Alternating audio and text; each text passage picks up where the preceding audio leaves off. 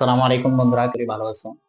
আবারও তোমাদের মাঝে আলোকবিদ্যা থেকে নতুন আরেকটি ক্লাস নিয়ে আসলাম। দেখো, যদি কোনো প্রশ্নে দেওয়া থাকে যে 5 গ্রাম ভর বিশিষ্ট একটি ব্যয় বস্তু বস্তু 20 সেন্টিমিটার বিস্তারে 2 সেকেন্ডে পর্যায়কালের সরল সন্ধিত গতি প্রাপ্ত হয়। সরল সন্ধিত একটি কি গতি হয় প্রাপ্ত হয়? বস্তুটির সর্বোচ্চ বেগ অথবা দ্রুতি নির্ণয় করো। তাহলে সর্বোচ্চ বেগ অথবা দ্রুতি একই কথা, তাহলে আমরা করে ফেলি। তাহলে এখানে আমাদের প্রশ্ন দেখবো কি কি আছে এখানে, এটা আমরা ভালোভাবে পর্যালোচনা করে নিব। তাহলে একটি বস্তুর ভর দেওয়া আছে, কত? 5 গ্রাম। 5 গ্রাম। এবং কি বস্তুটির বিস্তার, বিস্তার এ সমান সমান দেওয়া আছে কত? 20 সেন্টিমিটার। এবং কি বস্তুটি পর্যায়কাল টি সমান সমান দেওয়া আছে কত? 2 সেকেন্ড।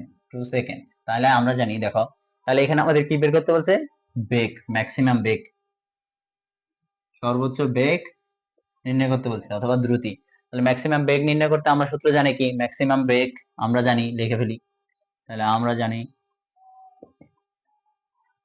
আমরা জানি ইতিপূর্বে ক্লাসে আমরা শিখেছি ম্যাক্সিমাম বেগ সমান সমান ওমেগা এ। ওমেগা কে তে এ, ওমেগা সমান সমান আমরা জানি 2 পাই বাই টি এ সমান সমান এ লিখে ফেলি। তাহলে 2 × 3.1416 ডিভাইডেড বাই 2 ইন্টু এ সমান সমান বিস্তার দেওয়া আছে কত? 20। তাহলে অ্যান্সার করবে, যা অ্যান্সার করে 62.8 সেন্টিমিটার পার সেকেন্ড ইনভার্স 1। এটাই হচ্ছে কি আমাদের অ্যান্সার, ম্যাক্সিমাম বেগ বা ম্যাক্সিমাম দ্রুতি।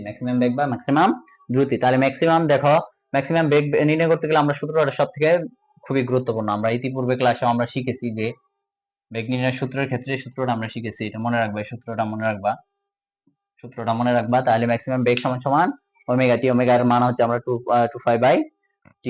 পাই বলতে টি হচ্ছে কি পর্যায়কাল, 3 আর 5 এর মান হচ্ছে 3.1416, আর 20 সেন্টিমিটার এটা আমাদের কি দেওয়া আছে? বিস্তার দেওয়া আছে। তাহলে অ্যান্সার করলে আমাদের এটাই আসে। ঠিক আছে, তাহলে এটা হচ্ছে আমাদের প্রাপ্ত অ্যান্সার। তাহলে অবশ্যই সবাই তুলে নাও। আবার নেক্সট ক্লাসে দেখা হবে। আজকে এতটুকুই। আল্লাহ হাফেজ।